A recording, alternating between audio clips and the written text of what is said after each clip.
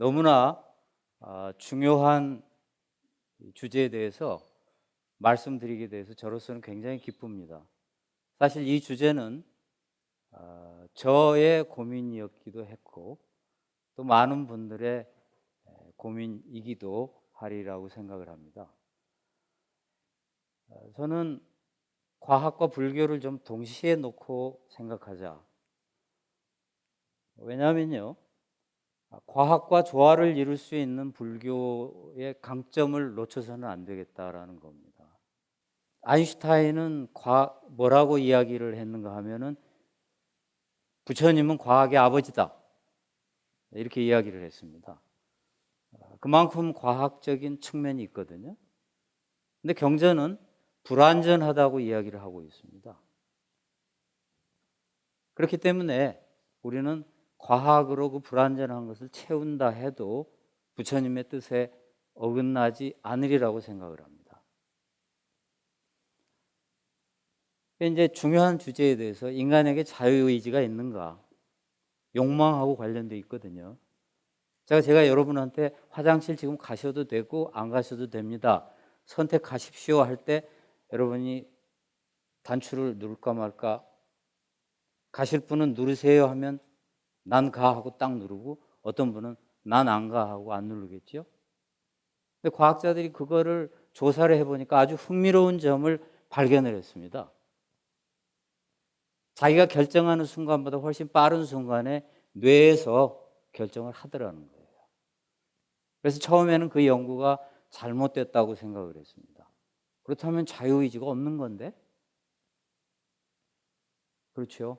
그 뒤에 연구가 계속 인간에겐 자유의지가 별로 없다.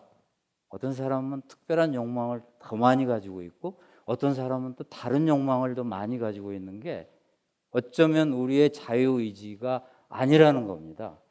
뇌과학 연구는 계속되고 있습니다. 근데 자유의지가 없는 건 아니더라, 조금은 있더라. 근데 앞으로 어떻게 진행될지는 모르겠어요. 우리의 욕망도 어쩌면, 그래서 불교의 인간관하고 뇌과학은 상당히 원칙에 있어서 똑같습니다. 그렇다면 우리의 욕망도 어쩌면 우리의 자유대로 되는 게 아니라면 이게 심각하죠. 불교가 이 문제를 어떻게 보고 있는지 한번 보도록 하고요. 일단 우리의 욕망 중에서 소유와 소비에 관한 즐거움만큼 큰 게 있는가? 저는 이게 거의 최고라고 봅니다. 뭐 어떤 농담을 들었는데 여자친구보다도 스포츠카가 더 좋고 남자친구보다도 명품 백이 더 좋다. 이게 이제 오늘날 현대인의 굉장히 중요한 어떤 소유와 소비에 대한 집착 혹은 욕망이라고 볼 수가 있겠습니다. 뇌에 식욕 관장 중추가 있는데요, 이게 훼손되면 옆에 음식이 있어도 굶어 죽습니다. 그렇다면 욕망은 식욕이죠. 본능 중에 하나인, 이게 굉장히 우리의 생존에 중요한 거고 고마운 겁니다. 그런데 욕망은 진화의 산물이라고 학자들이 이야기를 하거든요. 우리의 진화 과정에서 이 욕망들이 없었으면 살아남을 수 없었을 거다. 식욕하고 성욕은 누구나 다 압니다. 욕망 중에서 본능이라고 말하는. 그러나 소셜 브레인, 관계를 갖고자 하는 욕망도 최근에 이제 이게 진화의 과정에서 유리했다. 우리가 사냥을 원시 수렵 시대에 하려면 협동해서 해야죠. 근데 외톨이는 사냥에 불리합니다. 그래서 우리는 끊임없이 남한테 인정받고 싶어하고 만나고 싶어하고 교류를 하고 싶어하는 사람, 그 사람이 진화에 유리하기 때문에 또 오래 삽니다. 외톨이는 수명이 짧습니다. 이제 욕망 중에서 최고로 강한 욕망이 돈인데요. 돈은 욕망 충족의 최고 수단이기 때문에 그렇습니다. 돈이 있으면 안 되는 게 없거든요. 돈은 다른 욕망을 충족시켜주는 수단입니다. 금색 왕경에 보면 사고보다도 빈고가 더 고통스럽다. 참으로 의미 있는 저는 말이라고 보는데요. 돈으로 인한 고통이 정말 큽니다. 근데 욕망은 아까 제가 말씀드렸듯이 고맙기도 하지만 이게 또 우리에게 고통을 주거든요. 왜냐하면 우리가 가진 욕망이 다 충족될 수가 없기 때문에. 돈도 끊임없이. 아주 재밌는 말이 있습니다. 당신이 만족할 수 있는 재산의 크기는 했더니 현재 가지고 있는 당신 재산의 10배. 영원히 만족 못합니다. 1조가 되면 10조. 그래서 돈에 대한 욕망이 가장 크기 때문에 저는 부처님의 말씀 중에서 제가 동국대에서 석사 박사를 하면서 처음에는 윗바사나 명상을 배우고 불교를 접해서 명상을 공부를 하겠다고 동국대를 들어갔는데 이 돈에 관한 구절에 그만 제가 빠져들었어요. 왜냐하면 제가 아까 그 양력에서 소개를 하셨지만 돈에 대해서 평생 공부를 했기 때문에 이 주제를 좀 파봐야 되겠다. 인간의 욕망 중에서 가장 중요하고 근원적인 욕망. 이 문제를 만약에 우리가 불교적인 관점에서 보면 다른 욕망에도 응용이 될 수 있지 않을까. 제가 그렇게 생각을 한 겁니다. 그래서 돈에 대한 욕망이 가장 크고 돈은 가장 자유로운 권력이다. 이런 말씀 많이 들었지요. 돈은 일정 수준을 넘어서면 행복과 무관하다. 곡선을 보면요. 돈이 증가하면 행복이 팍 증가합니다. 가난했을 때부터는. 근데 어느 수준이 되면 완만하게 증가해요. 그러니까 맞는 것 같긴 하지만 잘 생각해 봐야 되는 게 돈이 어느 정도 도달해도 돈이 늘어나면 사람의 행복은 계속 증가합니다. 완만하지만. 그런데 부자가 됐을 때 다른 방법으로 즐거운 수단이 별로 없어요. 그래서 부자도 불행하고 가난한 사람도 불행할 바엔 돈이 최고다. 이렇게 나오는 거죠. 어찌됐건 돈은 부자가 돼도 증가하면 행복은 증가하거든요. 그래서 부자도 가난한 사람도 모두 불행하다면 부자가 되는 게 더 낫지요. 실제로 부자는 더 건강하고 더 오래 삽니다. 삶에 대한 만족도가 더 높습니다. 통계를 보면. 그래서 지금은 돈에 의한 돈을 위한 세상이고 실제로 우리나라에서도 조사를 했습니다. 가장 후회되는 일 20대, 30대, 40대, 50대까지는 전부 똑같습니다. 공부 좀 할 것. 근데 60대가 딱 되면요. 달라집니다. 돈 좀 많이 벌 거예요. 이게 최고입니다. 우리나라에서. 미국의 조사도 아주 비슷한데요. 젊은 시절에 저축 좀 할 걸 이게 최고입니다. 자나깨나 나이가 들면서 알 것 다 알고 세상에 지혜가 생긴 뒤에 하는 말이 돈이 최고야. 이렇게 이야기를 하고 있는데 에이 뭐 형편없네 이렇게 말할 게 아니죠. 왜 그렇게 되고 있는 거예요? 지구상에서 저는 가장 많은 사람이 믿는 종교 이거 전 돈교라고 생각을 해요. 기독교도 아니고 불교도 아니고 근데 실제로 성경에 보면 재미있는 구절이 있습니다. 끊임없이 사람들이 재물을 섬겨요. 신보다도. 불교에도 보면 부처님이 돈에 대한 그 위험성을 알고 온갖 종류의 장치를 다 해놓으십니다. 그게 경전에 샅샅이 나오거든요.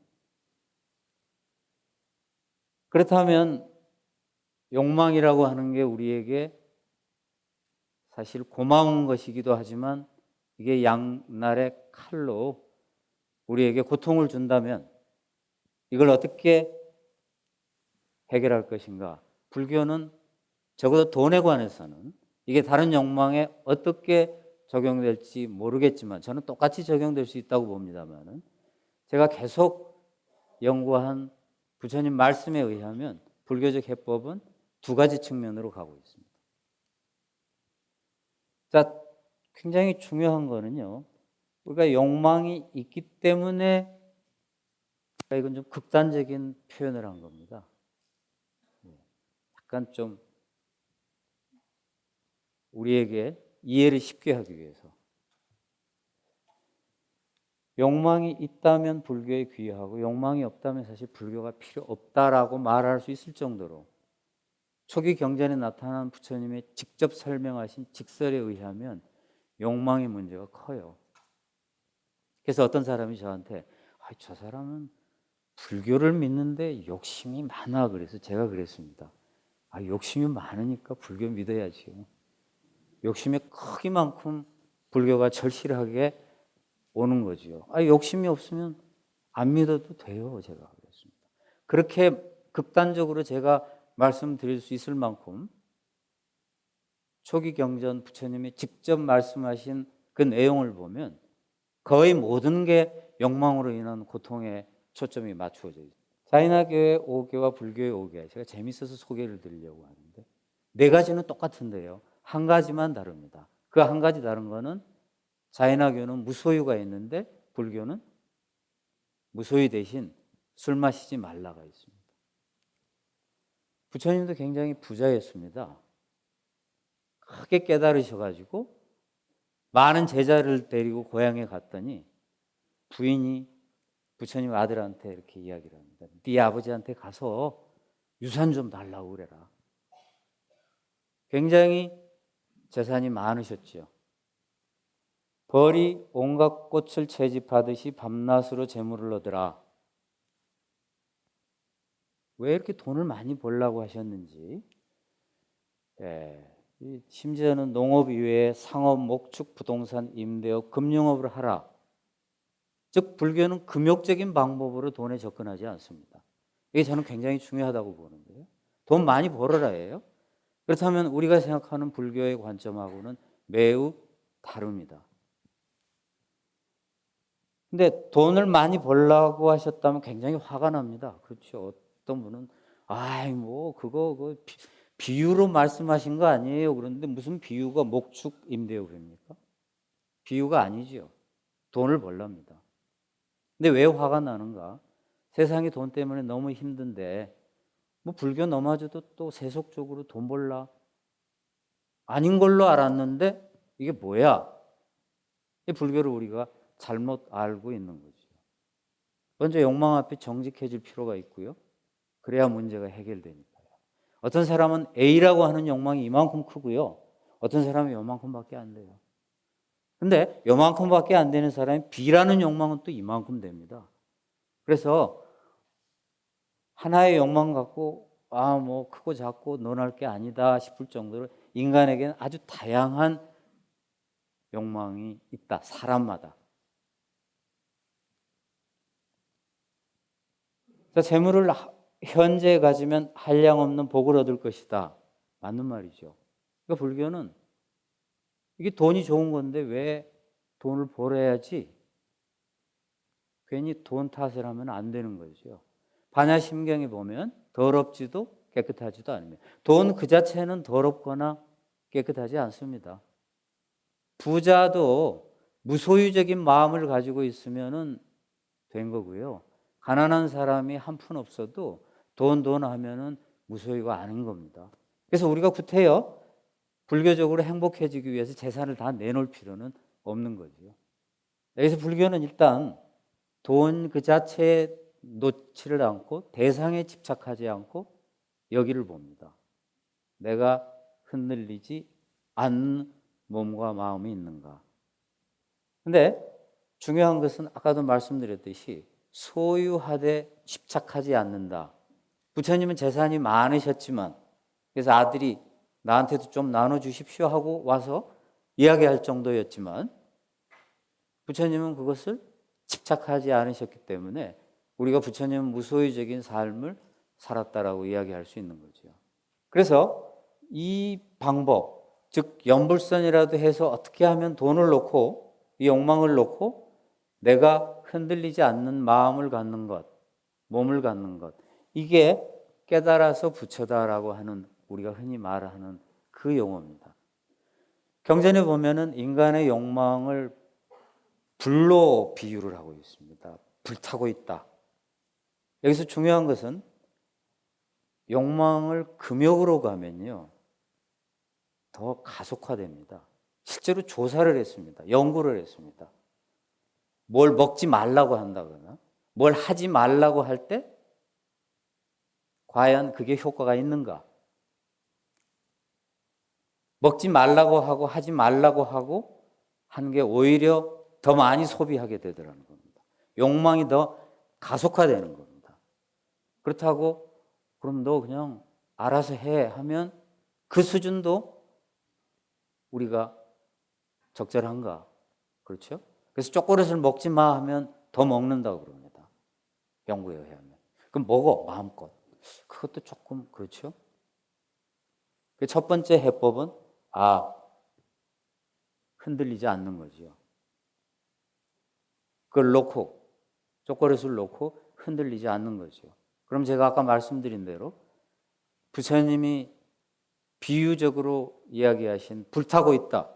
불타는 게 조금은 가시겠지요. 근데 그게 끝내 없어지지 않습니다. 왜? 죽는 날까지 인간은 진화적인 과정에서 생물로 진화해 왔기 때문에 욕망은 죽는 순간에 꺼지지 죽기 전에는 생명체이기 때문에 절대 욕망은 꺼지지는 않습니다. 그 끝내 남아있지요. 그러나 그것을 불지를 필요는 없는 건데 인간은 이게 불지른다는 거죠. 그래서 흔들리지 않는 몸과 마음, 이거는 일단 불을 어느 정도 끌 수 있지만 끝내 남아있는 게 있습니다. 이게 이제 불교에서 흔히 말하는 업이다. 이게 우리가 지고 가야 될 것이죠. 그런데 그것도 스님들께서 자주 이야기하지 않습니까? 업장이 두텁다, 뭐 소멸을 해야 한다. 그건 이제 또 다음 과정입니다. 그래서 무소유는 여전히 불교적 해법이다. 이게 이제 저는 두 번째 욕망에 관한 불교의 접근 방법. 자, 아까 우리는 뭘 받는가 하면 우리가 깨달아서 부처다. 즉 무소유로 갈 필요가 없었지요. 그렇죠? 돈이 많아도 집착하지 않으면 됐습니다. 그런데 그 경지에 어떻게 이룰 수 있겠습니까? 저는 지금 열심히 윗바사나 수행을 따로 시간 내서는 못하고요. 제가 가장 열심히 명상하는 시간은 헬스클럽에서 운동할 때 합니다. 그 아까운 시간 운동만 하는 게 좀 그래서 윗바사나 명상을 하는데, 그래서 일주일에 되게 한 5일 정도는 헬스클럽에 가거든요. 근데 그때 꼭 합니다. 사실 그래서 알고 보면은 거의 매일 하는 셈이죠. 한 1시간은 틀림없이 합니다. 그런데 제가 느끼는 게 뭔가 하면 내가 평생 깨달을 수 있을까? 물론 저는 지금 못 깨달았지만 어쩌면 그런 생각도 들어요. 원래 이건 못 깨닫는 거야. 그런 생각도 들어요. 여튼 못 깨달는데 돈을 앞에다 놓고 흔들리지 않는다. 매우 어렵습니다. 그래서 또 하나의 해법이 무소유적인, 아예 단순 소박한 삶을 사는 겁니다. 내가 그 경지에 도달해서 언제 단순 소박하게 살 수 있겠는가? 그 기다리면 끝이 없어요. 그래서 요즘 나온 게 자발적 빈곤이다. 돈 많이 벌던 사람들이 나 그냥 더 이상 돈 벌고 싶지 않아. 월스트리트에 최고 가는 엘리트 투자가들이 어느 날 내던지고 시골에 있는 도서관에서 일을 해요. 그래서 나 행복하다. 자, 우리가 아까 봤던 첫 번째 방법은 월스트리트에서 일하면서 연불선이라도 하면 되죠. 근데 그게 잘 안 되니까. 그렇게도 하지만 또 하나의 방법, 두 가지 방법이 오는 겁니다. 끊임없이 돈을 놓고 흔들리지 않는 마음과 자세로 가기 위한 그런 수행도 하지만 어느 세월에 그 경지에 도달하겠습니까? 그래서 정반대로 마치 깨달은 부처님이 했던 그 생활 태도를 가짐으로써 거꾸로 욕망에 대처하는 거죠. 그래서 스님들의 삶, 소욕, 지족에 단순 소박한 삶을 사는 겁니다. 옷 세 벌 바로 하나. 이게 스님들 생활이죠. 자, 그래서 아까는 깨달으니 부처다. 지금은 부처의 행위를 하니 부처다. 못 깨달으니까요. 영원히 깨달을 것 같지 않으니까. 미리 해버리는 겁니다. 부처답게. 부처님 재산 그렇게 많으셨어도 옷 세 벌 걸식하셨죠. 바로 들고. 그러니까 아예 그 생활을 하자는 거죠. 단순 소박한 삶. 그래서 불교는 분명 이 양쪽으로 가고 있습니다. 깨달으니 부처다 하면서 열심히 깨달으려고 수행을 하는 하나의 방향이 있고요. 아니다. 아예 부처의 행위를 해버리자. 단순 소박하게. 내가 재산이 아무리 많을지라도 단순 소박하게 사는 겁니다. 아까의 방법은 재산이 많으면 집착하지 않겠다라는 자세. 이 두 가지가 굉장히 중요하지요. 그래서 부처님은 그렇게 이야기를 하십니다. 극단에 치우치지 말라. 뒤에 나오겠습니다만 불교는 중도. 이 중도라는 단어가 사실은 이 불교에서 매우 중요합니다. 제가 불교 자본주의라는 책을 고려대학교에서 펴냈는데 어떤 스님이 그 말씀을 듣고 에이 중도 자본주의라고 하지. 제가 그 말씀을 딱 듣고 그 말도 참 맞는데 중도 자본주의라고 이름을 붙이면 사람들이 중간하고 평균만 생각하거든요. 평균 자본주의, 중간 자본주의. 근데 중도는 중간이나 평균보다는 훨씬 더 깊고 심오한 의미를 가지고 있는데 중간이나 평균으로 오해할까 봐 제가 중도라는 말을 조심해서 씁니다. 그래서 욕망에 대한 것도 중도입니다. 자, 부처님은 고행과 쾌락을 버리고 중도적인 수행을 하셨거든요. 우유죽을 드시니까 같이 수행하던 수행자들이 부처님 타락했다 하고 비난을 한 게 경전에 나옵니다. 자, 분소의 처음에는 시체의 시체가 입고 있는 옷을 벗겨서 조각을 내가지고 옷을 지어 입었습니다. 그게 분소입니다.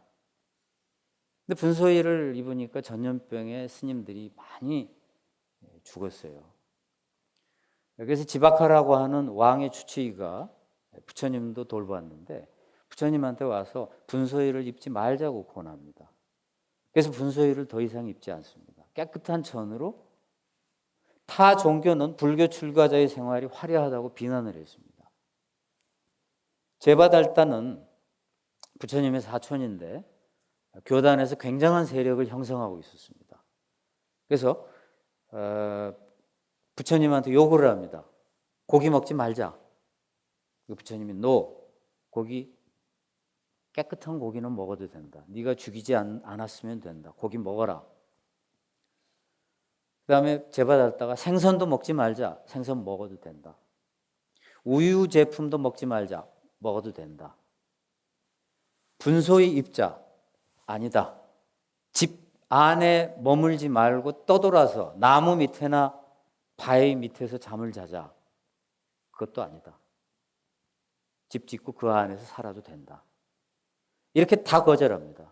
그러니까 제바달다가 수많은 추종자들을 데리고 교단을 나가지요. 현장법사가 1000년이 지난 뒤에 중국에서 인도로 왔는데 1000년이 지난 뒤에도 제바달다의 추종자들이 큰 세력을 형성하고 있었다고 합니다. 굉장한 거죠. 당시 인도의 수행 문화로 볼 때 부처님의 수행은 중도였습니다. 사치스럽게 보이고 때로는 매우 여유롭고. 근데 우리는 불교를 어떻게 생각하느냐? 금욕의 종교로 생각해요. 제가 볼 때는 그게 아니다. 저의 주관입니다만 저는 그렇게 생각을 합니다. 부처님은 벌 때는 열심히 벌어라.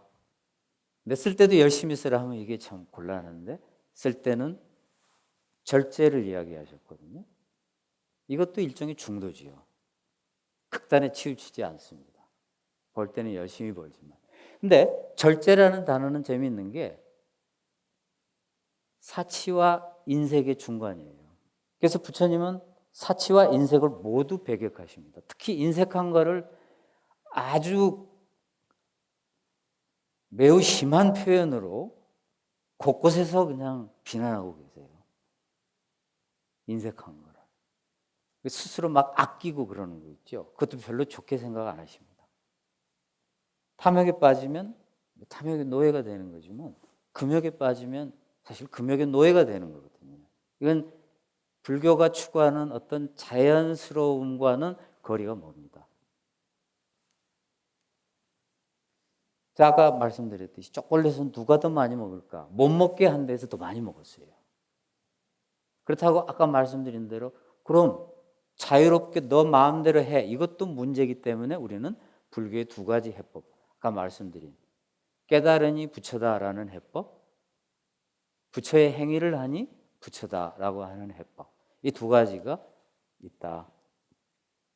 욕망을 놓고 제가 오랫동안 고민을 하면서 이걸 좀 정확하게 표현할 수 있는 단어가 없을까 생각을 했습니다. 제가 이제 경영학으로 박사학위를 받았는데요. 그때부터 지금까지 평생 경영학이란 무엇일까라는 것에 관심을 가졌습니다. 근데 제가 어느 날 굉장한 구절을 발견을 했어요. 경영이란 모순의 관리다. 저는 딱 그 말을 듣는 순간 아, 우리의 삶도 행복하려면 모순의 관리다.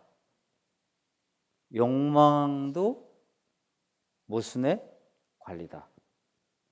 자, 우리는 끊임없이 욕망이라고 하는 것을 우리의 삶의 원천으로 삼고 오늘날까지 진화의 과정에서 생존해 왔습니다. 아주 재밌는 조사인데요. 사람이 욕구가 없어지면 그 욕구만 없어지는 게 아니고 다른 모든 게 다 같이 죽는 겁니다.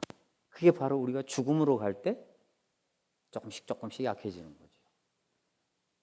옛날에는 나이 드신 분들이 나이가 드니까 뭐 경치 좋다는데 여행 가는 거 다 소용없어 귀찮아 그래서 그랬는데 제가 나이가 들면서 요즘 점점 느끼는 게 경치 좋은 곳에 가고 싶다, 여행 가고 싶다 하는 욕구가 점점 이렇게 좀 생명이 꺼져가는 것에. 자, 그렇다면 이 모순을 어떻게 관리하는가? 중간, 중도라고 생각을 할 때 평균이나 중간을 생각하면 안 된다는 거죠. 자, 그러면 우리가 아까 부처님은 돈을 열심히 벌라 했다. 어떤 부자가 저한테 그런 말을 하셨어요. 자기는 사람들이 자기 보고 뭐 운이 좋다고도 이야기를 하고 뭐라고도 이야기를 하는데 자기는 정말 죽기 살기로 했다는 거예요. 죽기 살기로. 자, 그럼 부처님이 말씀하신 열심히 돈을 벌어라. 죽기 살기일까요? 근데 경전에 보면 죽기 살기일지도 모르겠어라고 오해될 수도 있는 구절이 있습니다. 근데 부처님이 돈을 많이 벌라는 표현을 수없이 하고 계시는데요. 처음에는 제가 그 구절을 맨 처음 발견했을 때는 야, 이거 내가 잘못 읽은 거 아니야? 근데 그 구절이 자꾸 나와요. 돈이 많이 번 게 얼마나 축복이고 좋은 거고 이건 좀 이상하네. 보면 저 사람은 아침부터 저렇게 일찍 일어나가지고 하루 종일 내 일을 하니 재물이 모이지 않을 수 없다. 그래도 그거는 죽기 살기는 아닙니다. 불교는 절대 중도지. 그렇다고 평균 적당히 일하는 건 불교가 아니에요. 오늘날 보면은 어떤 사람은 그냥 되게 게을러요.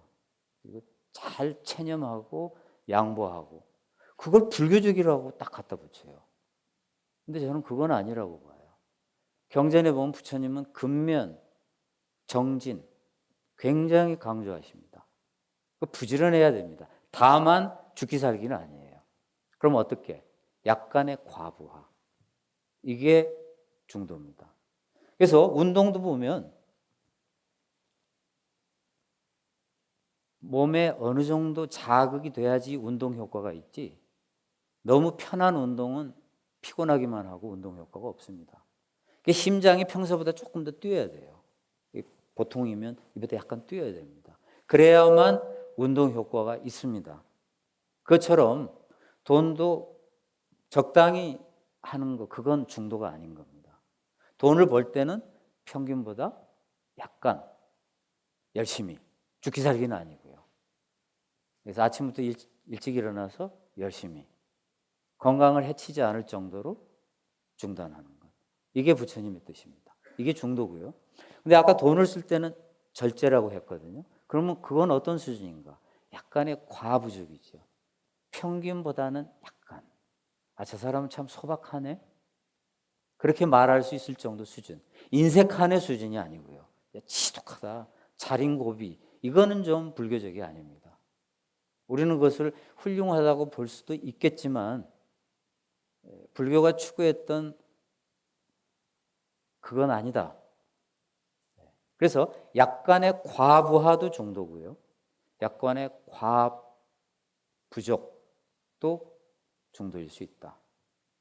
이게 우리에게 상당히 중요한 시사를 던져주는 겁니다. 자, 정부는 욕망의 충족을 위해서 존재한다. 이 말 들으면 이게 무슨 말인가? 약간 좀 낯설게 느껴질 수 있다고 봅니다. 근데 가만히 생각해 보십시오. 우리가 정부에 요구하는 것 보면 전부 우리의 욕심하고 관련된 거거든요. 집값이 뛰면 싫죠. 내 집 사야 되는데 좀 싸게 해줘. 근데 또 집을 많이 가지고 있는 사람은 왜 집값을 내려가게 해 하고 또 싫어합니다. 식료품비가 너무 많으면 물가 뛴다고 난리지요. 우리 욕망하고 정부가 해주기를 바라는 걸 보면 전부 우리의 욕구하고 관련되어 있습니다. 군대와 경찰은 우리의 안전, 우리가 편안하게 보호받는다라는 인간에게 굉장히 중요하다고 그러죠. 그 보호받고 싶은 욕구를 충족시키는 겁니다. 그래서 정부에 대한 불만은 사실상 뭔가 하면은 내 마음대로 안 될 때 다 불만을 해요. 그래서 정부는 우리의 욕구 충족을 위해서 있는 셈이나 마찬가지입니다. 자, 불교 교리를 한마디로 말하면 연기다. 부처님은 연기를 알면 법을 알고 법을 알면 연기를 한다. 여기서 법이란 불교의 진리를 말하죠. 그리고 모든 것은 이것이 있으니 저것이 있고 저것이 있으니 이것이 있다. 이것이 생기니 저것이 생기고 저것이 생기니 이것이 생긴다. 자, 이렇게 연기의 세계에서는 사실상 모든 게 서로 의존적입니다.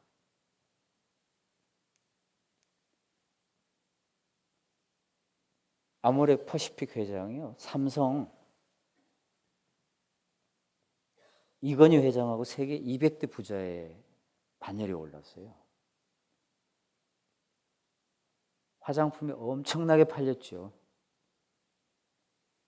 근데 제가 미국에서 공부를 할 때 중국 유학생들이요, 아주 재밌는 말을 하더라고요. 중국 유학생들이 여럿이 있었는데 한국 사람은 저 혼자였는데, 중국 사람들은 한국 사람들이 굉장히 잘생겼다라고 자기들끼리 이야기를 한답니다. 그리고 피부가 좋다고 이야기를 한다고 그래요. 그러니까 중국에서는 한국 여성들처럼 피부가 좋아지려면 화장품을 쓰면 된다라는 이 도그마가 머릿속에 딱 각인되어 있답니다. 그래서 아모레 퍼시픽 회장이 화장품을 많이 판 건 물론 자신의 경영 능력도 분명히 중요하지요. 제가 볼 때 부자치고 그냥 능력 없는 사람은 거의 없더라고요. 반드시 부자는 이유가 있어요. 이 사람은 이래서 부자가 됐구나. 근데 그것만으로 부자가 되기는 쉽지 않습니다. 왜냐하면 제가 본 많은 사람 중에 이 사람은 정말 부자가 돼야 되는 사람이 있어요. 능력도 있고 인간관계도 좋아, 부지런해, 품성도 좋고 다 좋은데 운이 안 따라요. 근데 이 사람은 뭐 대한민국 여성들한테 내가 당신들 덕분에 돈 벌었다고 뭐 돈 나눠준 적 없거든요. 그렇죠? 대한민국 기업들은 대한민국 기업뿐만이 아니고 모든 기업들이 그렇지만 수많은 정부의 지원 속에서 성장합니다.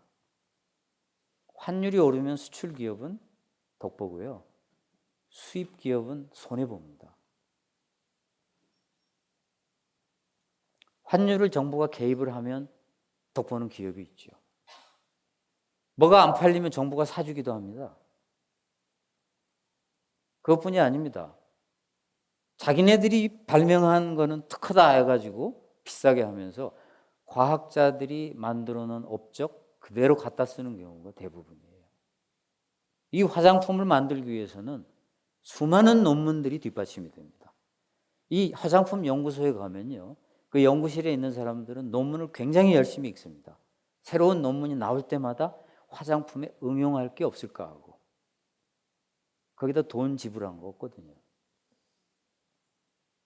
그래서 부자가 된 것은 어느 정도까지는 자신의 능력이지만 그 이상은 세상의 덕입니다. 그래서 그 알리바바 중국의 제일 부자라고 그러죠. 이번에 랭킹 보니까 1위입니다. 알리바바의 마윈 회장. 마윈 회장은 굉장히 재밌는 말을 했어요. 제 수치는 정확하게 기억은 안 나는데 한 1,000억이었던 것 같습니다. 1,000억 정도까지는 네가 열심히 해서 번 거야. 네 능력이야. 그러나 1,000억 이상이면 세상에 너한테 돈 맡긴 거다. 자기 능력으로 그렇게 못 봅니다. 워런 버핏이라고 세계적인 부자가 있습니다. 그 사람은 뭐라고 이야기를 했는가 하면 내가 돈 많이 번 건 자본주의 때문이다 그랬어요. 자기가 옛날 수렵 채취 시절 사냥하고 과일 열매 따먹던 시절, 즉 농사 짓기 이전입니다. 수렵 채취 시절에 자기가 태어났더라면 자기는 사냥커녕 짐승의 먹이가 되었을 거다. 근데 내가 이 오늘날 시대를 잘 만나가지고 내 이 자본주의 때문에 돈을 벌었다. 근데 재밌는 말을 했어요. 야, 그런데 어떻게 된 게 나는 돈을 가지고 돈을 버는데 그 사람은 주식 투자로 돈 벌었습니다. 나는 돈을 갖고 돈을 버는데 내 비서는 왜 나보다 세금을 더 많이 내지? 이랬어요. 이게 이제 세상의 모순입니다. 부자는 더 힘이 있죠. 그것은 정부는 굉장히 많은 일을 하면서 기업에게 어떤 기업에게 유리하고 어떤 기업에는 불리하고 또 기업은 굉장히 많은 요인 때문에 부자가 되고 그렇기 때문에 이 사람들의 재산은 상당 부분은 여러분 겁니다. 여러분이 동업자입니다. 재밌는 게요. 대기업은 망하면 정부 돈 엄청 퍼붓죠. 근데 그 사람들 손실 날 때 퍼붓는 건데요. 국민 세금으로. 이익 날 때 나눠줍니까? 여러분한테? 안 나눠주잖아요. 그래서 2008년 경제 위기로 미국도 많은 기업한테 돈을 퍼부어줬거든요. GM 사장이 자동차를 타고 워싱턴을 갔었어야 되는데 의회에 돈 달라고 요청을 하면서 자가용 비행기로 갔어요. 그랬더니 미국 국민들이 화나버린 거예요. 이 자식 돈 달라고 정부에 손 내밀면서 자가용 비행기를 타고 가 이렇게 된 겁니다. 그래서 그 다음번 갈 때는 차로 갔다고 그래요. 그래서 나온 게 왜 손실은 국민이랑 공유하면서 이익은 공유 안 해? 이렇게 된 거예요. 여러분 어떻게 생각합니까? 그렇죠?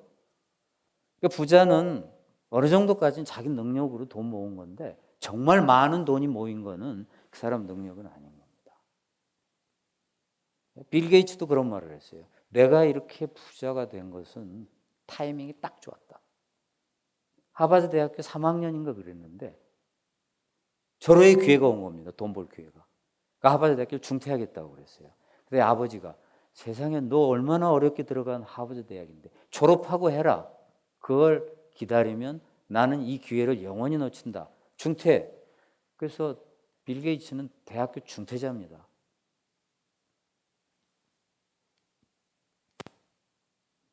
불교는 매우 재밌는 말을 하고 있어요.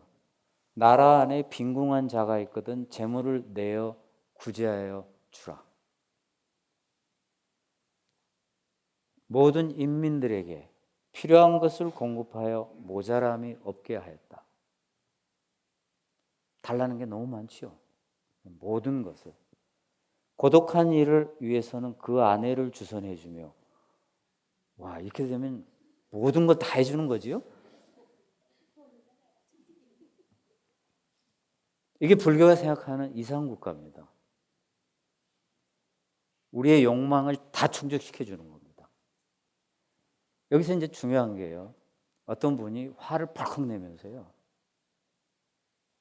불교 맨날 자기들 국리만 한다고 개인주의적이라고 비판을 해요.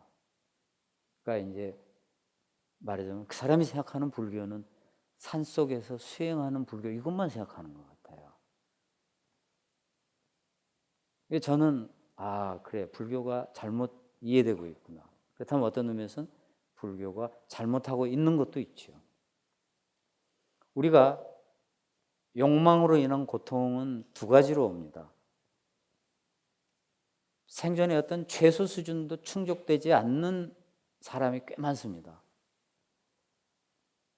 어떤 학생이 저한테 교수님은 통장에 딸랑딸랑 돈 해본 적 없지요? 그래요. 돈이 통장에 딸랑딸랑 할 때의 그 정신 상태를 교수님은 이해 못 하실 겁니다. 이래요.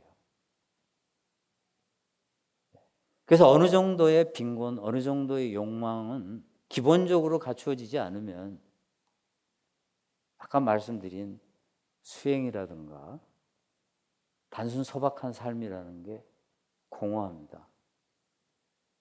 불교는 그걸 직시하고 있습니다. 적어도 이 정도는 돼야 된다 이거죠. 어느 정도까지. 그 이후에 우리가 욕망으로 인한 문제를 이야기할 때 수행이라든가 그런 게 의미가 있는 거죠.